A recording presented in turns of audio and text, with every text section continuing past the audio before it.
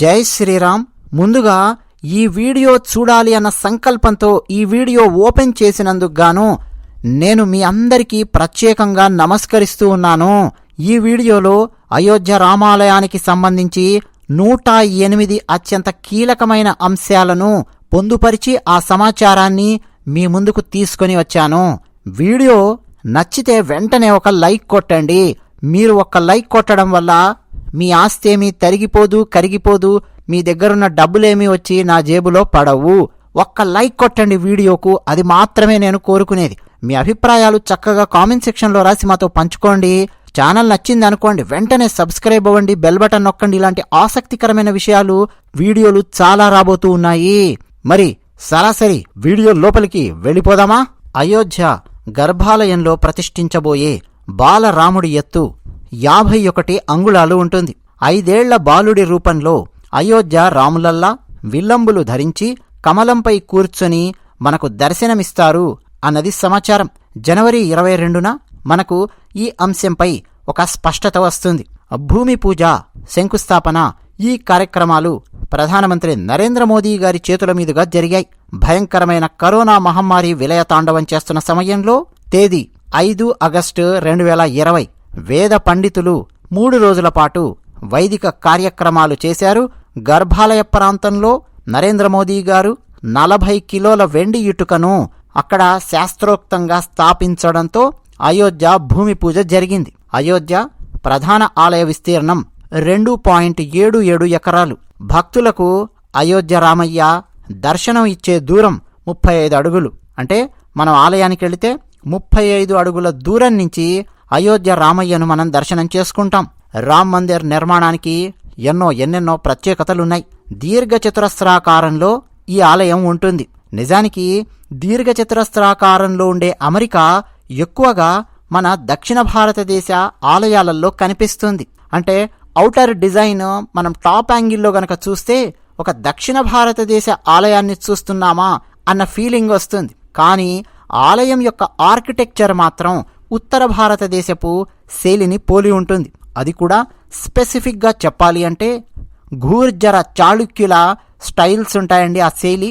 అందులో ఒక శైలి అయిన నాగర శైలి ఆ ఆర్కిటెక్చర్ను తలపిస్తుంది అయోధ్య రామయ్య ఆలయం. అయోధ్య ఆలయంలో 4 మూలలలో సూర్య భగవానుడు, మా భగవతి, గణేశుడు, పరమశివునికి అంకితం చేస్తారు. ఆలయంలో ఉత్తరాన మాతా అన్నపూర్ణ ఆలయం ఉంటుంది. దక్షిణాన ఆంజనేయ స్వామివారి ఆలయం ఉంటుంది. ఆలయ కాంప్లెక్స్లో మరో 7 ఉప దేవాలయాలను నిర్మించబోతూ ఉన్నారు. ఆలయం యొక్క మొదటి దశ నిర్మాణం తుది దశకు చేరుకుంది. జనవరి 22న భారత ప్రధాని నరేంద్ర మోదీ గారు విగ్రహ ప్రతిష్టాపన కార్యక్రమంలో పాల్గొంటారు. రామ్ మందిర్ నిర్మాణంలో నేల, గోడలు, పైకప్పు, మెట్లు ఇలా అంతటా రాతినే వినియోగించారు. ఎక్కడ ఇనుము కానీ, స్టీల్ కానీ, సిమెంట్ కానీ, కాంక్రీట్ కానీ ఉపయోగించలేదు. అయోధ్య రామయ్యను దర్శించుకోవడానికి భక్తులు దేవాలయంలోకి తూర్పు వైపు నుంచి ప్రవేశిస్తారు.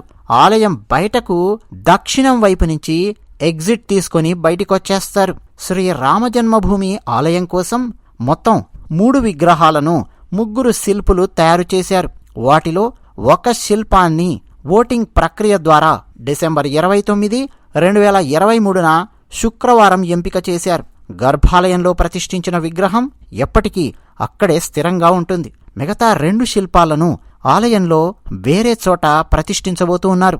ప్రస్తుత రామ్ మందిర్ డిజైన్ 1989లోనే రూపుదిద్దుకుంది. దేవాలయాల ఆకృతులను రూపొందించడంలో నిష్ణాతులైన సోంపురా కుటుంబీకులు ఈ డిజైన్ను అందించారు. అప్పటి విహెచ్పి అధినేత అశోక్ సింఘాల్ గారి విజ్ఞప్తి మేరకు చంద్రకాంత్ సోంపురా అయోధ్యకు వెళ్లి భూమిని పరిశీలించాలి అని నిర్ణయం తీసుకున్నారు. కానీ 1989లో అక్కడ ఉన్న కట్టుదిట్టమైన భద్రతా ఏర్పాట్ల నడుమ అది కుదరలేదు. అందుకే సోంపురా ఒక భక్తుడి వేషధారణలో ఒక సామాన్యుడిలా లోపలికి వెళ్లి కాలి అడుగులతో ఆ ప్రాంగణాన్ని మొత్తం కొలిచారు. ఆ తర్వాత డిజైన్ రూపొందించారు. ఆ ఆర్కిటెక్చర్ ఈరోజు మనం చూస్తున్న రామాలయం యొక్క డిజైన్. ప్రధాన ఆలయాన్ని L&T కంపెనీ నిర్మించి ఇచ్చింది. అందుకుగాను ఎలాంటి ఛార్జు చేయలేదని సమాచారం. ఫ్రీగా చేశారా అన్న దానిపై మాత్రం సమాచారం అందుబాటులోకి ఇంకా రావాల్సి ఉంది. అలాగే మన శాస్త్రాలు, పురాణాలు, వాస్తు శిల్పము, ఆగమం ప్రకారము ఈ దేవాలయము విష్ణువుకు అంకితం ఇవ్వబడింది. అంటే ఉత్తర భారతదేశంలో నాగరాజ్ శైలిలో ఉన్న వైష్ణవ దేవాలయాల వాస్తు, ఆగమం, శిల్పం ప్రకారము గర్భాలయాన్ని అష్టభుజీ ఆకారంలో నిర్మించడం జరిగింది. రిక్టర్ స్కేల్పై 10 తీవ్రతతో భూకంపాలు వచ్చినా సరే, మరి ఏ విధమైన విపత్తులు వచ్చినా సరే కనీసం 2500 ఏళ్లపాటు తట్టుకునేలాగా ఆలయాన్ని డిజైన్ చేసి ఇచ్చారు చంద్రకాంత్ సోంపుర. అయోధ్య ఆలయ ప్రాంగణంలో 27 నక్షత్రాలకు సూచికగా 27 మొక్కలను గతంలో నాటారు. భక్తులు తమ జన్మ నక్షత్రాన్ని, రాశిని అనుసరించి ఆయా చెట్ల కింద కూర్చొని ధ్యానం చేసుకోవడం కోసమే వీటిని అక్కడ ఏర్పాటు చేశారు. ప్రపంచవ్యాప్తంగా 7 ఖండాల్లోని 115 దేశాల్లోని నదులు, సముద్రాల నుంచి తీసుకొచ్చిన నీటిని, 2587 ప్రాంతాల నుంచి తీసుకొచ్చిన మట్టిని రామాలయ నిర్మాణంలో వినియోగించారు. వసుదైక కుటుంబం అన్న భారతీయ భావనను ప్రతిబింబించడానికే ఈ నిర్ణయం తీసుకున్నట్టు అక్కడి అధికార వర్గాలు తెలియజేశాయి. ఆలయ శిఖరం యొక్క ఎత్తు 161 అడుగులు, ఆలయం యొక్క పొడవు 360 అడుగులు, ఆలయం వెడల్పు 235 అడుగులు, ఆలయ నిర్మాణ విస్తీర్ణం 54,400 చదరపు అడుగులు. అంటే 1.3 ఎకరాలలో ఆలయ నిర్మాణం ఉంటుంది. ఆలయానికి మొత్తం 12 ప్రవేశ ద్వారాలు, అత్యంత కీలకమైన ద్వారాలుంటాయి. అసలు రామాలయంలో మనందరినీ ఆకర్షించే స్తంభాలు మనకు కనిపిస్తూ ఉన్నాయి. ఫోటోలలో మనం చూడొచ్చు. మరి ఆలయంలో ఎన్ని స్తంభాలున్నాయి? ఇది ప్రశ్న. గ్రౌండ్ ఫ్లోర్లో 150 స్తంభాలు, ఫస్ట్ ఫ్లోర్లో 132 స్తంభాలు, సెకండ్ ఫ్లోర్లో 74 స్తంభాలు ఉండే విధంగా డిజైన్ చేసుకున్నారు. అన్నట్టు ప్రతి స్తంభము 16 అద్భుతమైన విగ్రహాలు చెక్కబడి అందంగా కనిపిస్తుంది. ఆ స్తంభాల మీద పరమశివుని యొక్క రకరకాల రూపాలు, శ్రీమన్నారాయణుని యొక్క దశావతారాలు, 64 యోగినీలు అంటే 64 మంది యోగినులు, సరస్వతీదేవి యొక్క 12 రూపాలు, ఇవన్నీ కూడా ఆ స్తంభాల మీద అద్భుతంగా అందంగా చెక్కారు. ఇక ఆలయ టెంపుల్ కమిటీ చెప్తున్న దాని ప్రకారం ఒకేసారి 70,000 మంది ఆ ఆలయం లోపల ఉండొచ్చు. ఆలయాన్ని L&T నిర్మించింది అని ఇంతకుముందే మనం చెప్పుకున్నాం. అయితే ఉప ఆలయాలను, ఆలయం చుట్టూ ఉండే ఇతరత్రా నిర్మాణాలను టాటా కన్సల్టెన్సీ ఇంజనీర్స్ లిమిటెడ్ నిర్మిస్తోంది. అలాగే the central building research institute, national geophysical research institute, Bombay IIT, Guwahati IIT, Madras IIT అయోధ్యలో ఉండే మట్టిని పరీక్షించడము అంటే సాయిల్ టెస్టింగ్, డిజైనింగ్ వీటన్నింటిలో పాలు పంచుకున్నారు. ఆలయ నిర్మాణం కోసం రాజస్థాన్, ఉత్తరప్రదేశ్, గుజరాత్ నుంచి ప్రత్యేకమైన శిలలను తెప్పించారు. ముఖ్యంగా రాజస్థాన్లోని బాన్సీ నుంచి తెప్పించిన శాండ్ స్టోన్, రాజస్థాన్ నుంచి తెప్పించిన మాకరానా మార్బుల్స్ ఉపయోగించారు. ఆలయానికి సమీపంలోని కరసేవక్పురంలో 30 ఏళ్ల కిందటే ఈ రాతిని చెక్కే పనులను, స్తంభాలను చెక్కే పనులను ప్రారంభించారు. అయోధ్య రాముడి ప్రాణ ప్రతిష్ఠా మహత్కార్యానికి 4 ఆమ్నాయ పీఠాలకు చెందిన శంకరాచార్యుల వారితో పాటు మహామండలేశ్వరులు, హైందవ ఆధ్యాత్మిక గురువులు, యతీశ్వరులు, సిక్కు, బౌద్ధ ఆధ్యాత్మిక గురువులు, దాదాపు 4,000 మంది సాధువులు హాజరవబోతున్నారు. ప్రధాని మోదీతో పాటు వివిధ రంగాలకు చెందిన 2,500 మంది ప్రముఖులు అయోధ్యకు తరలివస్తున్నారు.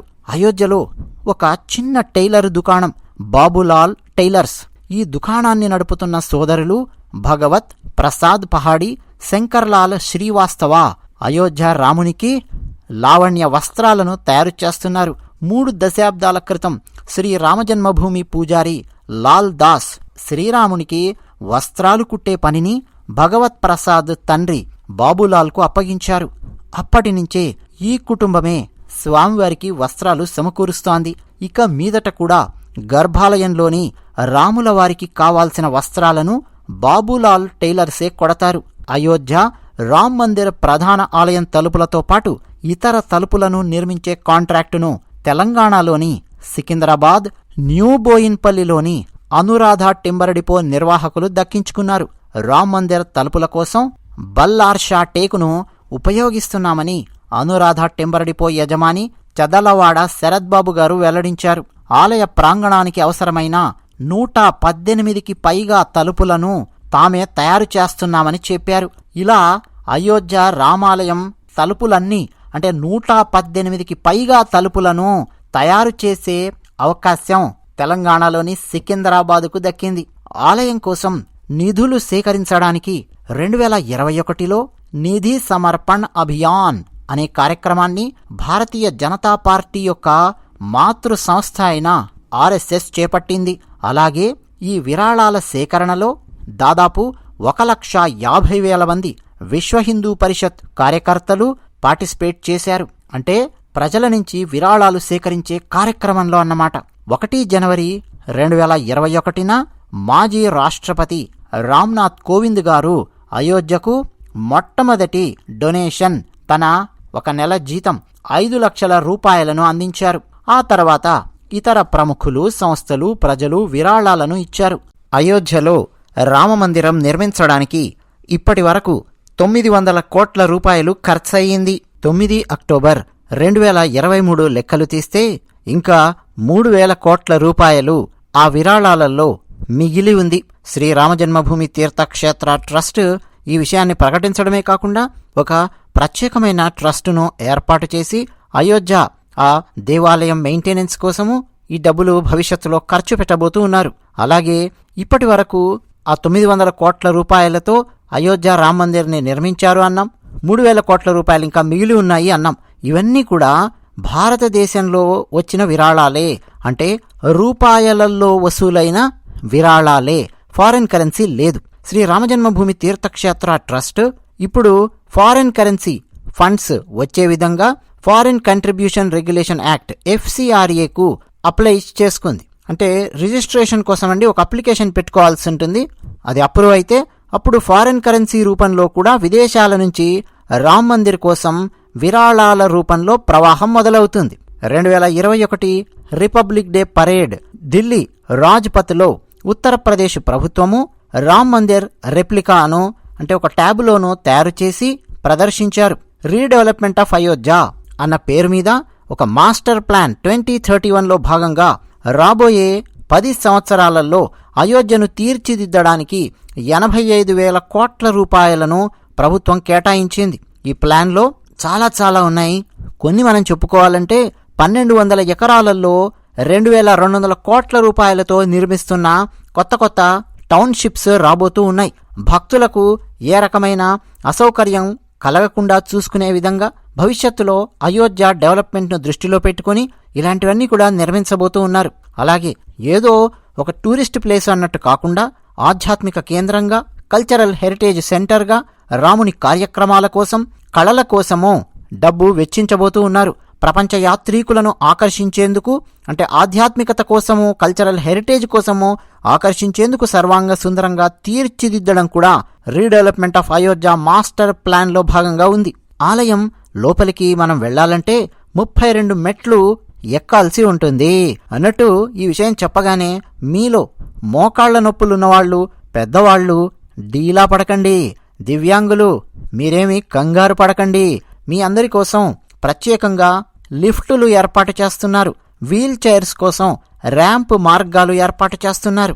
ఇక మిగతా వాళ్ళంటారా 32 సార్లు జై శ్రీరామ్ అనుకుంటూ ఆ 32 మెట్లు ఎక్కేయడమే. ఆలయంలో మనం ప్రదక్షిణలు ఎక్కడ చెయ్యాలి? ఇది ప్రశ్న. ఉత్తర భారతదేశంలోని కొన్ని ఆలయాలలో ఈపాటికే మీరు గమనించి ఉండవచ్చు. పరిక్రమ లేదా ప్రదక్షిణ ఆలయం యొక్క మొదటి అంతస్తులో ఏర్పాటు చేయబోతూ ఉన్నారు. 1949లో అక్కడి కట్టడపు త్రవ్వకాలలో బయటపడిన రాములవారి విగ్రహం ఇన్నాళ్లుగా అంటే తాత్కాలికంగా అన్నట్టుగా అంటే తాటాకుల పందిరి కింద టెంటులోనూ ఉంచారు. అదే గత 30 సంవత్సరాలుగా ఎవరెవరైతే అక్కడికి వెళ్ళామో టెంటులో రాముణ్ణి దర్శించుకొని మనం వచ్చాం కదా. ఆ తెల్లటి పాలరాయి విగ్రహాన్ని పండగల సమయంలో ఊరేగింపుగా బయటకు తీసుకెళ్లబోతూ ఉన్నారు. ఆ విధంగా ప్రణాళిక సిద్ధం చేశారు.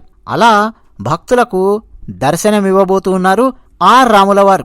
ఇక కాస్త మిమ్మల్ని ఎమోషనల్ రోలర్ కోస్టర్ రైడ్కు తీసుకెళతాను. టైం మిషన్లోకి ఎక్కండి, పదండి చరిత్రలోకి. 1526లో బాబర్ భారతదేశంలో మొఘలు సామ్రాజ్యాన్ని స్థాపించాడు. బాబర్ యొక్క ఒక సైన్యాధ్యక్షుడైన మీర్ బాకీ 1528-29 మధ్యలో అక్కడున్న దేవాలయాన్ని నేలమట్టం చేసి ఆ ఆలయ శిథిలాల మీద అక్కడ మసీదును కట్టాడని చరిత్ర చెబుతోంది. అయోధ్యపై మతోన్మాదులు దాడి చేసి అక్కడి సుందరమైన నగరాన్ని, రామ మందిరాన్ని విధ్వంసం చేశారు. మందిరం ఆనవాళ్లు అక్కడ ఉండగానే దానిపై మసీదు నిర్మించారు. అయోధ్యలో రామాలయాన్ని కాపాడడం కోసం ఎందరో రాజపుత్రులు, సామాన్య కుటుంబీకులు వీరోచితంగా పోరాడి రక్త తర్పణం చేశారు. మీర్ బాకీ ఫిరంగులతో అయోధ్య మందిరాన్ని పేల్చివేయడానికి విశ్వ ప్రయత్నం చేశాడు. దాదాపు 15 రోజుల పాటు మందిరం కుప్పకూలకుండా ఉండడానికి అయోధ్యలో ఉన్న హిందువులు ప్రతిఘటించి పోరాడారు.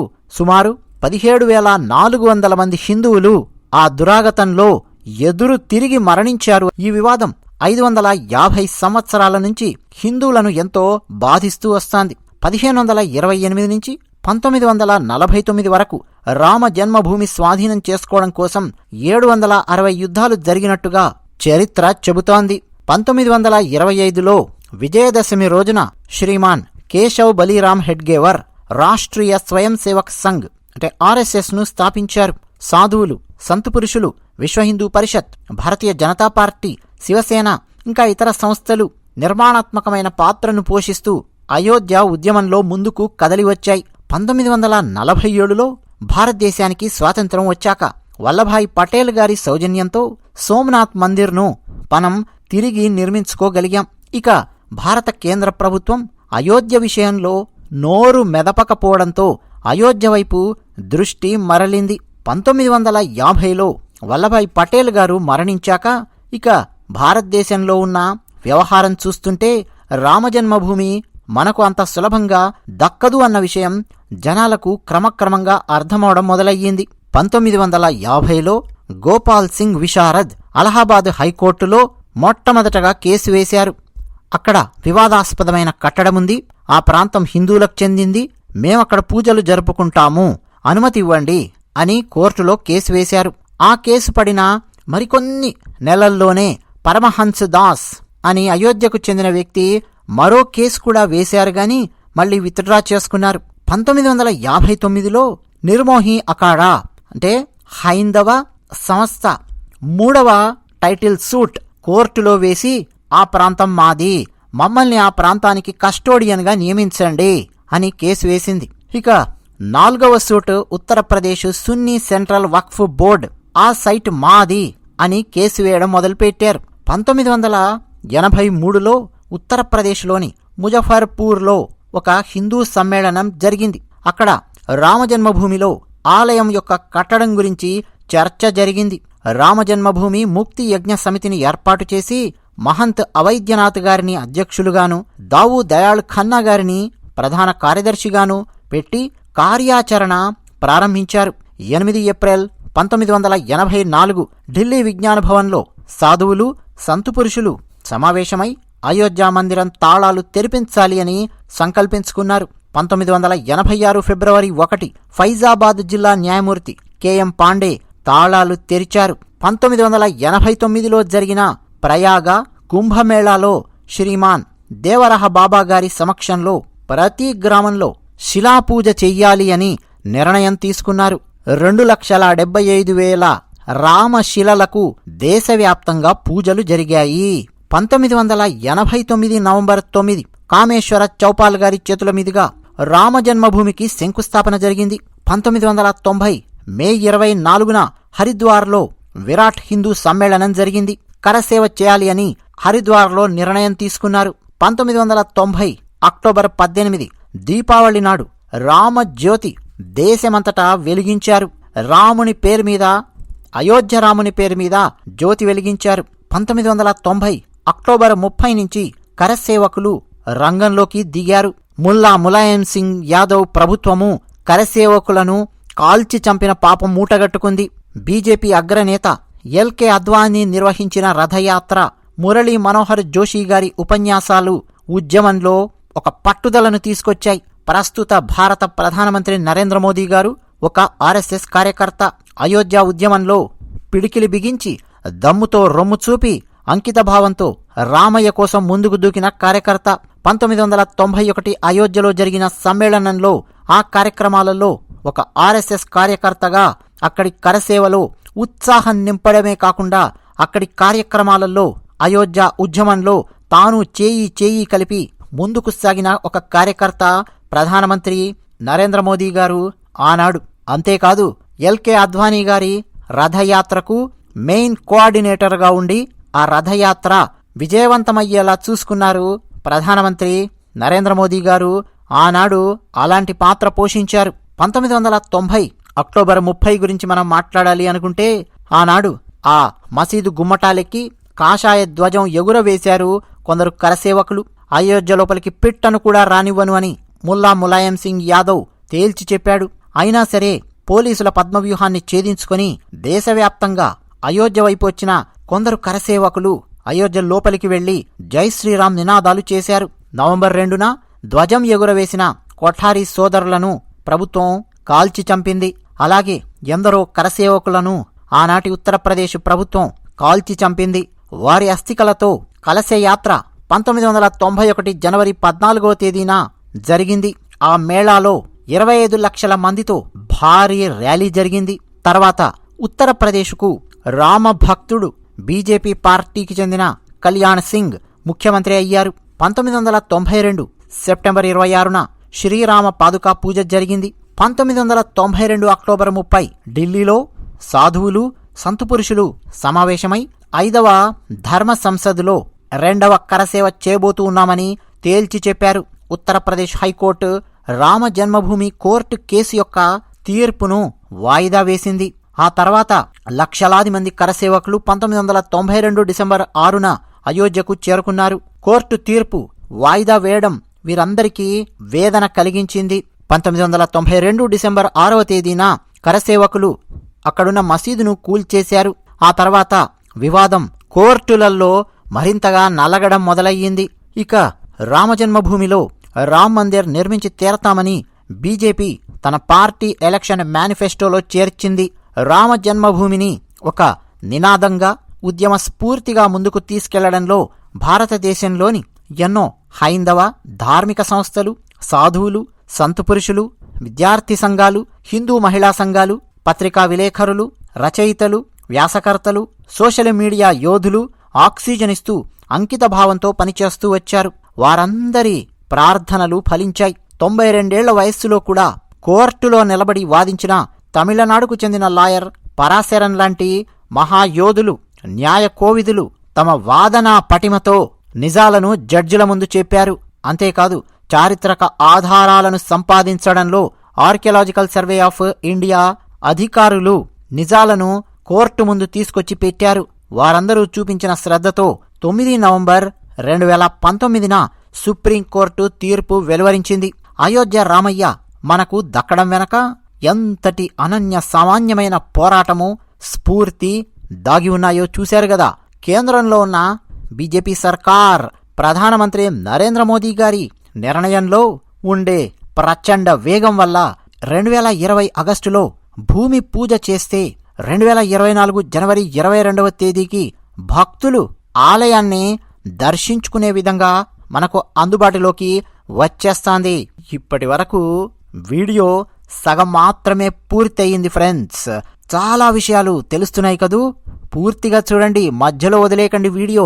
ఇంకా ఆసక్తికరమైన విషయాలు వచ్చేస్తున్నాయి. సరే, చరిత్రలో నుంచి కాస్త జనవరి 22వ తేదీ దగ్గరికి వచ్చేద్దాం. శ్రీరాముడి విగ్రహ ప్రతిష్టాపన తేదీ జనవరి 22, 2024. అయితే 16వ తేదీన అసలు కార్యక్రమాలు ప్రారంభమయ్యి జనవరి 22 వరకు కొనసాగుతాయి. జనవరి 16 వేద పండితులతో సర్వ ప్రాయశ్చిత్ హోమం, దశవిధి స్నానం జరుగుతుంది. జనవరి 17 అయోధ్యలో రామ్లల్లా విగ్రహంతో ఊరేగింపు. జనవరి 18 గణేష్, అంబికా, వరుణ, వాస్తు ఇంకా ఇతర పూజా కార్యక్రమాలుంటాయి. జనవరి 19 అగ్నిస్థాపన, నవగ్రహ స్థాపన జరుగుతాయి. జనవరి 20 సరయూ నది పవిత్ర జలాలతో గర్భాలయాన్ని సంప్రోక్షణ చేస్తారు. జనవరి 21 125 కలశాలతో దివ్య స్నానం చేయిస్తారు. జనవరి 22 రాములవారి విగ్రహ ప్రాణ ప్రతిష్టాపన కార్యక్రమం కన్నుల పండుగగా జరగబోతోంది. ఇక అయోధ్య రామ్ మందిర ప్రతిష్టాపన కార్యక్రమానికి పాక్ ఆక్రమిత కాశ్మీర్ నుంచి పవిత్ర జలం రాబోతోంది. అదేమిటి అంటారా? పాక్ ఆక్రమిత కాశ్మీర్, మనం పీఓకే అని పిలుస్తాం. అక్కడ శారదా పీఠం ఆలయ ప్రాంగణం ఉంది. ఆ ఆలయ ప్రాంగణంలో సరస్సు ఉంది. ఆ సరస్సులోని జలాన్ని సేవ్ శారదా కమిటీ కాశ్మీర్ బృందం తీసుకురాబోతోంది. అయోధ్యలో వినూత్నంగా నిర్మించిన రామాలయంలో 620 కిలోల బరువున్న గంటను అమర్చబోతున్నారు. తమిళనాడులో అష్టధాతువులతో ప్రత్యేకంగా తయారైన ఈ గంటను ఆలయంలో నిర్మాణ పనులు పూర్తయిన అనంతరం అమర్చబోతున్నారు. ఈ గంటపై జై శ్రీరామ్ అని రాసి ఉంది. అయోధ్యలోని రామ్ మందిరంలో ఏర్పాటు చేసేందుకు 2.1 టన్నుల బరువున్న మరో భారీ గంట కూడా ఇంతకుముందే సిద్ధమయ్యింది. దీన్ని ఉత్తరప్రదేశ్లోని జల్సేర్లో ఉన్న దావు దయాల్ టీం 21 లక్షల రూపాయలు ఖర్చుపెట్టి 25 మంది నిపుణుల సహాయంతో 4 నెలల పాటు శ్రమించి అష్టధాతువులతో తయారు చేశారు. ఆలయ ప్రాంగణంలోని వివిధ ప్రాంతాలలో అమర్చడానికి తమిళనాడు నమ్మక్కల్ నుంచి 42 గంటలు వచ్చేశాయి. ఇక అయోధ్య రామయ్యకు బహుమతులు వెల్లువెత్తుతూ ఉన్నాయి. కొన్ని బహుమతుల సంగతేంటో చూద్దామా? అయోధ్య రామునికి సమర్పించడానికి గుజరాత్లోని వడోదరాలో భారీ అగరబత్తి తయారవుతోంది. అనేక సుగంధ ద్రవ్యాల మిశ్రమంతో 108 అడుగుల భారీ బాహుబలి అగరబత్తిని సిద్ధం చేశారు. విహాభాయి భర్వాద్ అనే రైతు, పశువుల పెంపకందారుడు ఈ అగరబత్తిని తయారు చేశాడు. ఈ ధూపం బర్నర్ బరువు దాదాపు 3500 కిలోలుంటుంది. 108 అడుగుల పొడవున్న ఈ అగరబత్తి వెడల్పు 3.5 అడుగులుంటుంది. ఒక్కసారి ఈ అగరబత్తిని వెలిగిస్తే రామ్మందిరంలో 1 నుంచి 1.5 నెలల వరకు వెలుగుతూనే ఉంటుంది. అయోధ్యలో ఈ నెల 22న జరిగే ఆలయ ప్రతిష్టాపన కార్యక్రమాన్ని పురస్కరించుకుని దేశవ్యాప్తంగా భక్తులు బియ్యం, కూరగాయలు, పప్పులు, ఇతర ఆహార పదార్థాలు ఇతర భక్తుల కోసం కానుకలుగా అయోధ్య రామయ్యకు పంపిస్తూ ఉన్నారు. రాముడి తల్లి కౌసల్యాదేవి పుట్టిన ఛత్తీస్గఢ్ ప్రాంతం నుంచి 300 టన్నుల బియ్యం 11 ట్రక్కులలో అయోధ్యకు కాషాయ జెండా ఊపి మరీ పంపించారు ఛత్తీస్గఢ్ ముఖ్యమంత్రి విష్ణుదేవ్ సాయ్. రామాలయ ప్రారంభోత్సవానికి 1,00,000 మందికి పైగా భక్తులు వస్తారని, ఆ రోజు భక్తులందరికీ అన్నదానం చేయాలని ఆలయ కమిటీ భావిస్తోంది. కూరగాయల వ్యాపారి అనిల్ సాహు ఓ ప్రత్యేకమైన గడియారాన్ని రూపొందించి తన వంతు కానుకగా అందించాడు. 5 ఏళ్లు శ్రమించి రూపొందించిన ఈ గడియారం 9 దేశాల సమయాన్ని తెలియజేస్తుంది. దీనికి కేంద్ర ప్రభుత్వం నుంచి పేటెంట్ కూడా పొందాడు. దీన్ని ట్రస్ట్ కార్యదర్శికి పంపించి రామ్ మందిర్ ఆ సముదాయంలో కాంప్లెక్స్లో అమర్చాలని కోరారు. అంతేకాదు అయోధ్యలో ఉన్న హనుమాన్ గడి కోసం, అయోధ్య రైల్వే స్టేషన్ కోసం కూడా ఇలాంటి గడియారాలను బహూకరించారు కూరగాయల వ్యాపారి అనిల్ సాహు. ఇక 1,03,00,000 రూపాయల విలువైన బంగారు పాదుకలను మన భాగ్యనగరానికి చెందిన అయోధ్య భాగ్యనగర సీతారామ ఫౌండేషన్ అందిస్తోంది. ఇప్పటికే 1 జత పాదుకలను భక్తులు పాదయాత్రగా తీసుకెళ్తున్నారు. ఈ విషయాలన్నింటినీ అయోధ్య భాగ్యనగర సీతారాం ఫౌండేషన్ డైరెక్టర్ చల్లా శ్రీనివాస శాస్త్రి గారు మీడియాకు తెలియజేశారు. వెండిపైన బంగారు తాపడంతో 13 కిలోల బరువుతో రూపొందించిన 2వ జత పాదుకలను పాత బోయిన్పల్లిలోని హస్మత్పేట్లో ఉన్న శ్రీ శ్రీ శ్రీమద్ విరాట్ కళాకుటీర్లో తయారు చేశారు. 25 రోజుల పాటు శ్రమించి శిల్పులు ఎంతో వైవిధ్యంగా రూపొందించారు. జనవరి 2024 10వ తేదీ నుంచి 15వ తేదీ మధ్యలో ఈ 2 జతల పాదుకలను ఉత్తరప్రదేశ్ ముఖ్యమంత్రి యోగి ఆదిత్యనాథ్ గారికి అందివ్వబోతూ ఉన్నారు. బీహార్లోని మిథిలా నగరం. సరే, సీతమ్మవారు బీహార్లో ఉన్న మిథిలలో పుట్టారా, నేపాల్లోని జనక్పూర్లో పుట్టారా అన్న ఒక వివాదం ఉంది, అవునా? సరే, బీహార్లోని మిథిలా నుంచి పాగ్ అంటే తలపై ధరించే పగిడీలు, పాన్ తాంబూలము, మఖనా అంటే తామర గింజలు, వీటన్నింటినీ పంపించడానికి పట్నా మహావీర మందిర్ అధికారులు ఏర్పాట్లు చేస్తున్నారు. అయోధ్య రామాలయ నిర్మాణానికి ఈ మందిరం తరపున 10 కోట్ల రూపాయల విరాళం కూడా ఇచ్చారు. పట్టు వస్త్రాలకు ఖ్యాతిగాంచిన మన ధర్మవరానికి చెందిన చేనేత కళాకారులు శ్రీరాముని కోసం అపూర్వమైన పట్టు వస్త్రాన్ని తయారు చేశారు. 5గురు చేనేత కళాకారులు 4 నెలల పాటు శ్రమించి అపూర్వమైన వస్త్రాన్ని తయారు చేశారు. మగ్గంపై సహజ రంగులతో తీర్చిదిద్దారు. 160 అడుగులు ఉంటుంది. అంటే దాదాపు 49 మీటర్ల వస్త్రం వాడారు. 6 చీరల పొడవు ఉంటుంది. ఈ వస్త్రం యొక్క అంచులను అత్యద్భుతంగా తీర్చిదిద్దారు. అంచు మీద 2 వైపులా రామాయణంలోని అపూర్వమైన ఘట్టాలను నేశారు చేనేత కళాకారులు. అంతేకాదు వస్త్రం మధ్యభాగంలో 13 భాషల్లో జై శ్రీరామ్ అని రాశారు. తెలుగు, హిందీ, ఇంగ్లీష్, ఉర్దూ, గుజరాతీ, ఒడియా, సింహళ భాష, ఇలా రకరకాల భాషల్లో జై శ్రీరామ్ ఆ అక్షరాలు మనల్ని మంత్రముగ్ధులను చేస్తాయి. ఇక గుజరాత్లోని సూరత్కు చెందిన ఓ వజ్రాల వ్యాపారి అయోధ్య రాముడి కోసం 5,000 అమెరికన్ డైమండ్స్తో కంఠహారం తయారు చేయించారు. రామాయణంలోని ముఖ్య పాత్రలను కళాకారులు ఈ హారంపై తీర్చిదిద్దారు. అయోధ్య రామమందిర ప్రారంభం సందర్భంగా ఈ హారాన్ని రాముడికి కానుకగా ఇవ్వాలనుకుంటున్నట్టు ఆ వజ్రాల వ్యాపారి కౌశిక్ కకాడియా మీడియాకు తెలియజేశారు. 5,000 అమెరికన్ డైమండ్స్, 2 కిలోల వెండి ఉపయోగించి 40 మంది కళాకారులు 35 రోజుల పాటు శ్రమించి ఈ హారాన్ని తయారు చేశారు. కంఠహారంపై అయోధ్య రామమందిర్ నమూనాతో పాటు రామాయణంలోని ముఖ్య పాత్రలను మలిచారు. భక్తుల రద్దీతో రైల్వే శాఖ దేశవ్యాప్తంగా అయోధ్యకు 1000 ప్రత్యేకమైన రైళ్లు నడపాలని నిర్ణయం తీసుకుంది. ఉత్తరప్రదేశ్లోని అలీగర్కు చెందిన సత్యప్రకాష్ శర్మ అనే రామభక్తుడు సరికొత్తగా ఆలోచించాడు. అరే, వజ్రాల వ్యాపారులు నెక్లెస్లు ఇవన్నీ ఇస్తున్నారు, ఏంటేంటో ఇస్తున్నారు, మరి నేనేం చేయాలి? వృద్ధుణ్ణి, రామభక్తుణ్ణి, నా వృత్యా తాళాలు చేసుకుని బతికే వృత్తి అని ఆలోచిస్తూ ఎందుకు నేను ఒక భారీ బాహుబలి తాళాన్ని తయారు చేయకూడదు అని సత్యప్రకాష్ శర్మ ఆలోచించారు. అనుకున్నదే తడవుగా ఈ వృద్ధుడు తన భార్య రుక్మిణి సహాయం తీసుకుని 400 కిలోల బరువున్న భారీ తాళాన్ని తయారు చేశాడు.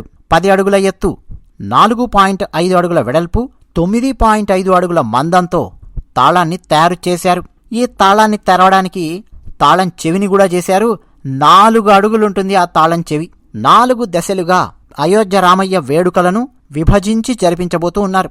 అందులో భాగంగా తొలి దశలో కార్యాచరణ సిద్ధం చేశారు. రెండో దశలో 10 కోట్ల కుటుంబాలకు రామయ్య అక్షింతలు, రాములల్లా చిత్రము, కరపత్రము ఇస్తారు. మూడో దశలో జనవరి 22 దేశవ్యాప్తంగా వేడుకలు నిర్వహిస్తారు. 4వ దశలో జనవరి 23 నుంచి భక్తులకు అయోధ్య రామయ్య దర్శనం కల్పించబోతూ ఉన్నారు. శ్రీరాముని ధర్మపత్ని సీతమ్మవారు నేపాల్లో జన్మించారు, జనక్పురిలో అని చెప్పి కొంతమంది అంటారు.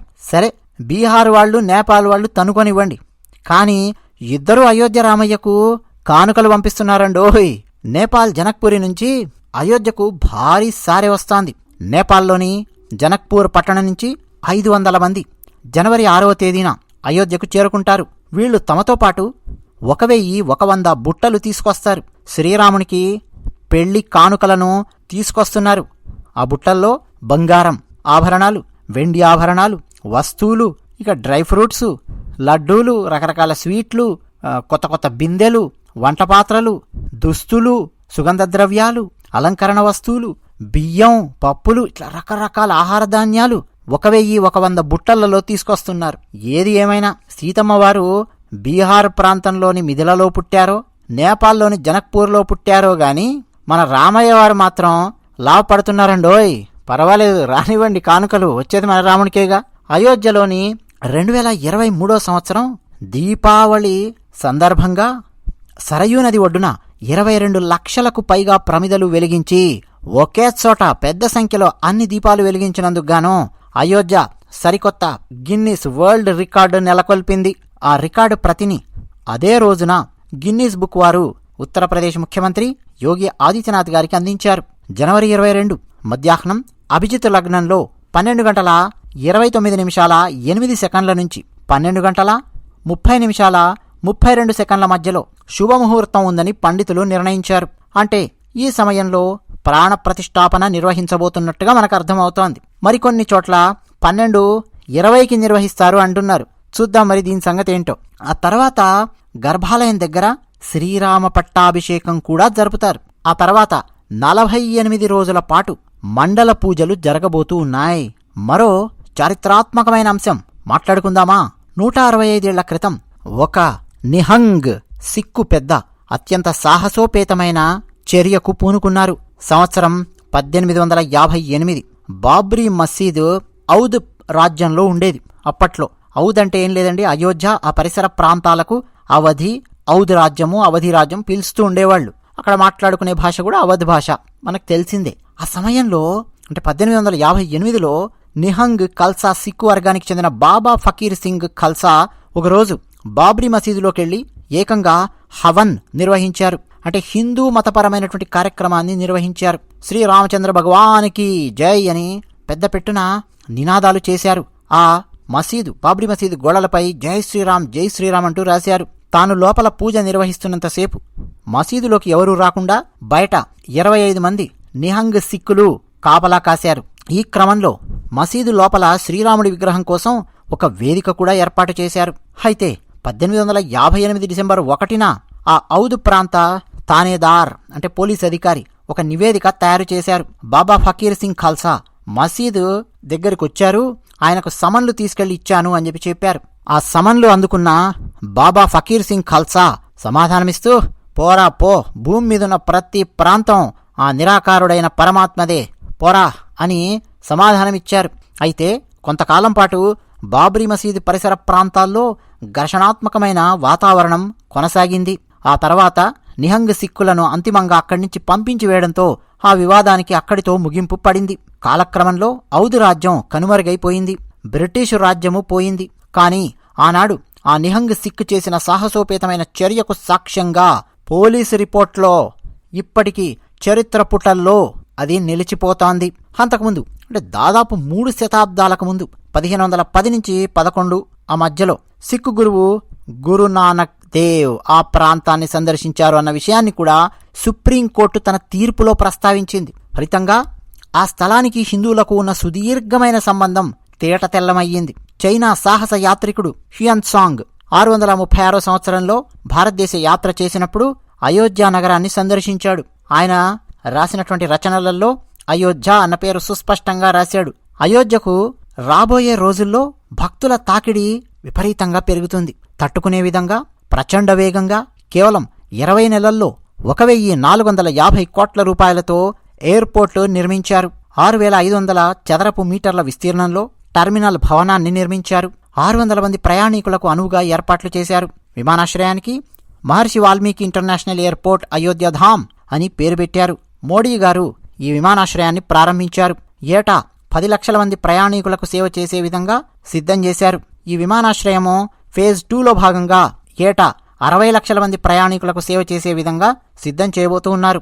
అయోధ్యధామ్ జంక్షన్ రైల్వే స్టేషన్ను 240 కోట్ల రూపాయలతో పునరభివృద్ధి చేశారు.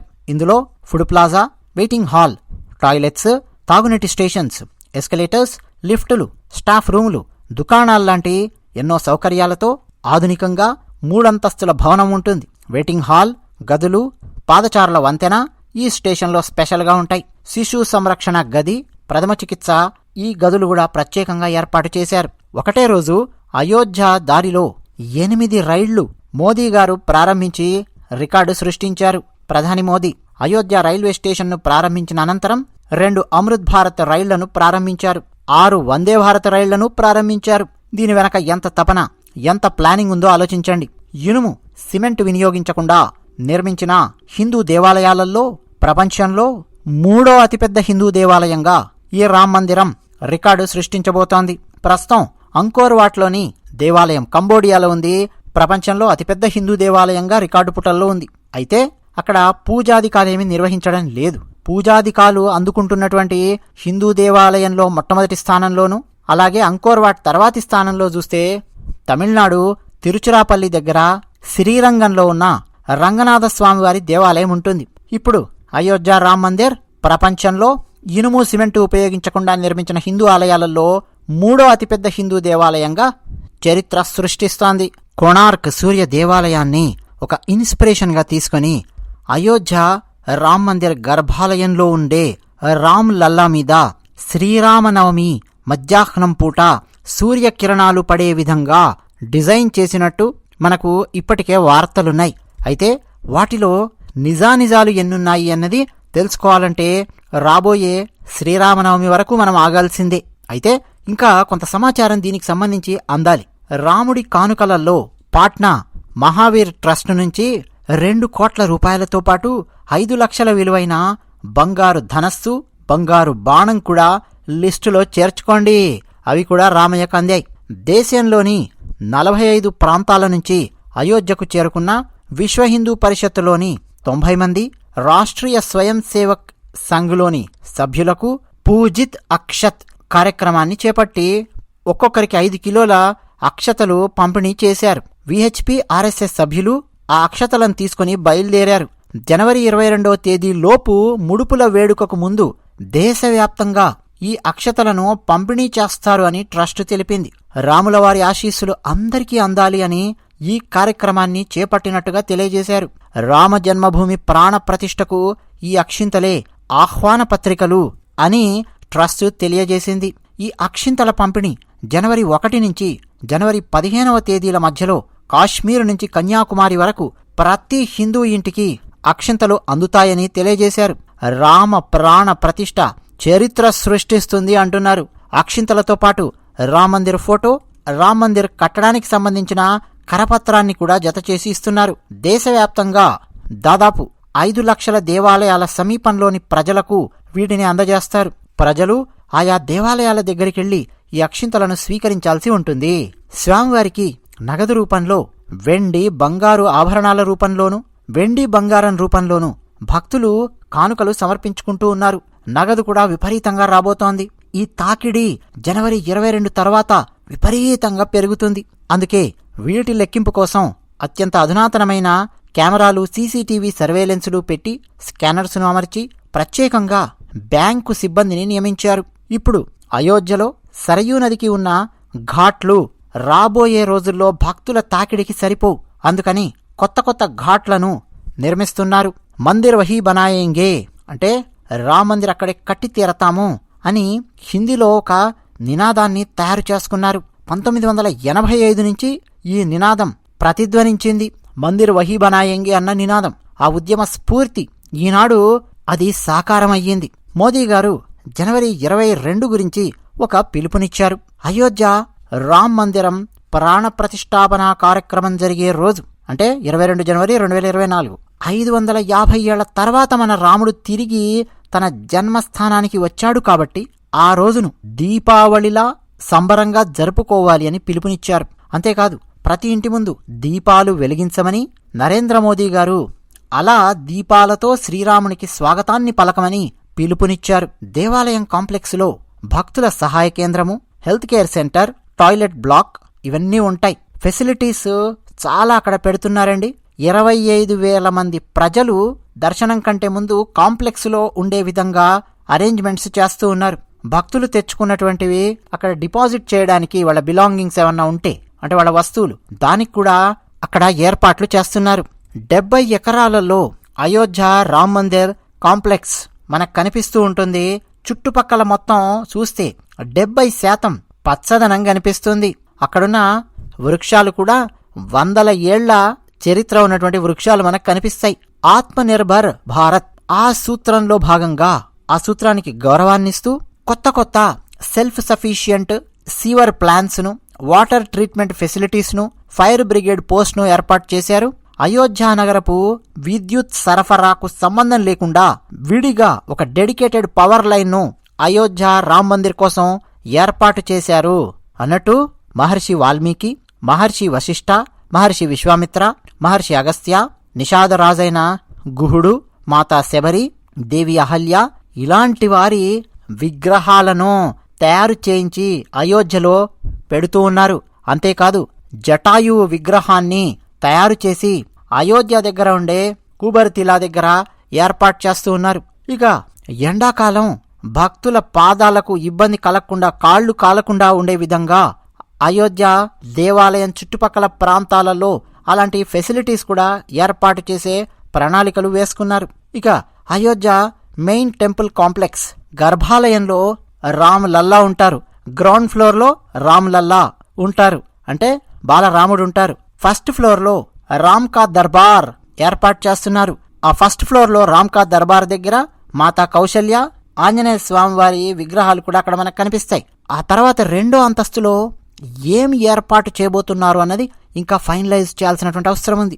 ఇక అయోధ్య రామ్ మందిరం ఉత్తర భారతదేశంలోని నాగరా శైలిని తలపించినప్పటికీ అయోధ్య దేవాలయం కాంప్లెక్స్లోనూ ఏర్పాటు చేయబోయే వివిధ విగ్రహాలు, వివిధ ప్రదేశాలు మనకు దక్షిణ భారతదేశాన్ని కూడా గుర్తు తెచ్చే విధంగా రామేశ్వరం, తిరుపతి, కాంచీపురం ఇలా దక్షిణము, ఉత్తర భారతదేశంలో ఉన్నటువంటి కళలు, శిల్పము, ఆ సంస్కృతి ప్రతిబింబించే విధంగా ఉత్తర దక్షిణాల మేలు కలయికగా అక్కడ మనకు అయోధ్య రామ్ మందిర ప్రాంగణం దర్శనమివ్వబోయే విధంగా తీర్చిదిద్దుతూ ఉన్నారు. ఉత్తరప్రదేశ్ ముఖ్యమంత్రి యోగి ఆదిత్యనాథ్ గారు సరదాగా ఒక చెలోక్తి విసురుతున్నట్టుగా విసిరారు. అక్కడ అధికారులందరూ ఉన్నారు. మేలో ఏమన్నారంటే, అయోధ్య సూర్యవంశీయుల యొక్క రాజధాని కదా, మరి పవర్ కోసం సూర్య భగవానుడి కిరణాలను మనం మన అయోధ్య రామయ్య కోసం ఉపయోగించుకోకపోతే ఎలా అని చమత్కారంగా అన్నారు.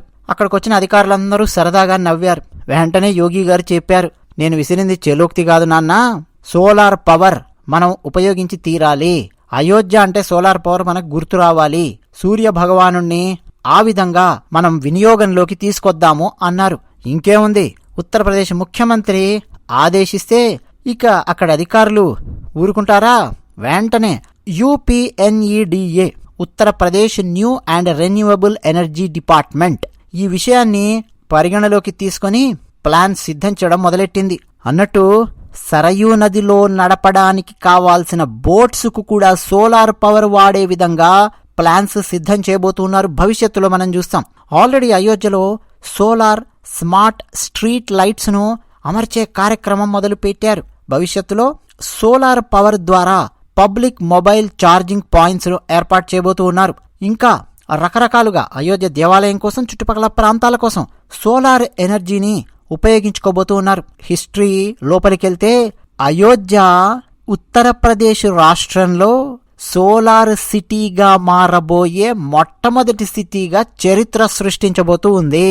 ఇక అయోధ్య డిజిటల్ లావాదేవీలు, QR కోడ్ ఉపయోగించి డిజిటల్ లావాదేవీలు చేసేవారి సంఖ్య విపరీతంగా పెరుగుతోంది.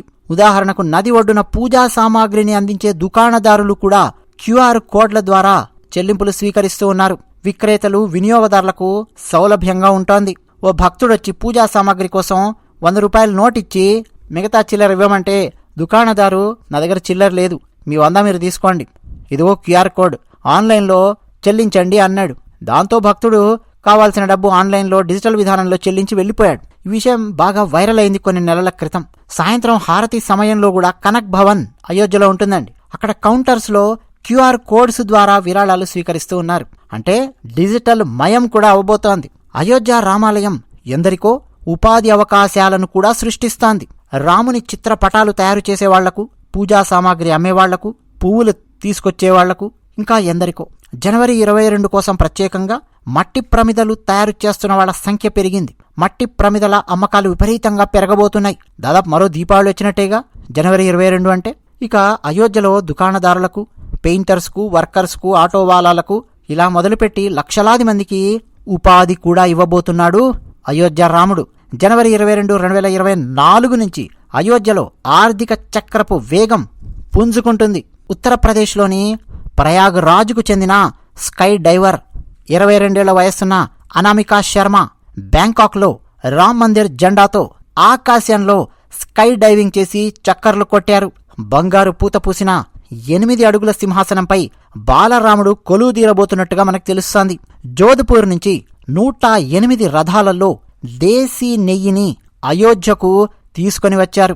ఈ నెయ్యితోనే రామయ్యకు తొలి హారతి ఇస్తారు. ఆ నెయ్యి తీసుకొచ్చిన వ్యక్తి శ్రీ మహర్షి సాందీపని రామ్ ధర్మ గౌశాల వారు నడుపుతూ ఉన్నారు. ఆయన ఒకప్పటి RSS కార్యకర్త. వారికి సంబంధించి మరో ప్రత్యేకమైన వీడియో మనం పెట్టుకుందాం. ఇక పూర్తిగా వీడియో చూసిన వాళ్లకు ఈ 108వ పాయింట్తో ఝలక్ ఇప్పుడిస్తాను. అయోధ్య రథయాత్రలో భాగంగా LK అద్వానీ గారిని సమస్తీపూర్లో అరెస్ట్ చేస్తే వెంటనే కొన్ని లక్షల మంది హిందూ కార్యకర్తలు, విశ్వ హిందూ పరిషత్ కార్యకర్తలు, RSS శాఖకు వెళ్లే బాల సంఘ్ కార్యకర్తల నుంచి మొదలుపెట్టి ఎందరెందరో రోడ్ల మీదికొచ్చి దేశవ్యాప్తంగా బైఠాయించారు. అదిగో అలా రోడ్ల మీదికొచ్చి బైఠాయించిన వాళ్లలో జై శ్రీరామని నినాదాలతో హోరెత్తించిన ప్రాథమిక పాఠశాల విద్యార్థులలో నేను కూడా ఉన్నాను. గత 30 సంవత్సరాలుగా భారతదేశం నలుమూలల నుంచి కరసేవకులు సేకరించిన శ్రీరామ అని రాయబడిన 2 లక్షల ఇటుకలను ఆలయ నిర్మాణంలో ఇప్పుడు ఉపయోగించారు. ఆ ఇటుకలలో మా ఇంటి నుంచి పంపిన కాదు, మా తాతగారు నా చేతుల మీదుగా ఇప్పించిన శ్రీరామ అని రాయబడిన ఇటుకలు కూడా ఇప్పటి అయోధ్య రామాలయ నిర్మాణంలో ఉన్నాయి. ఇది చిట్ట చివరి 108వ పాయింట్. పూర్తిగా వీడియో చూసిన వాళ్ళందరికీ ప్రత్యేకంగా ధన్యవాదాలు చెప్తూ ఉన్నాను. మరిన్ని ఆసక్తికరమైన విషయాలు, ఎన్నెన్నో అంశాలు మీ ముందుకు తీసుకొని వస్తూనే ఉంటాం. మా ఛానల్కు సబ్స్క్రైబ్ అవ్వడం మర్చిపోకండి. వీడియో నచ్చితే ఒక లైక్ కొట్టడం మర్చిపోకండి. మీ అభిప్రాయాలు కామెంట్ సెక్షన్లో రాసి పంచుకుంటున్న ప్రతి ఒక్కరికి ధన్యవాదాలు. జై శ్రీరామ్.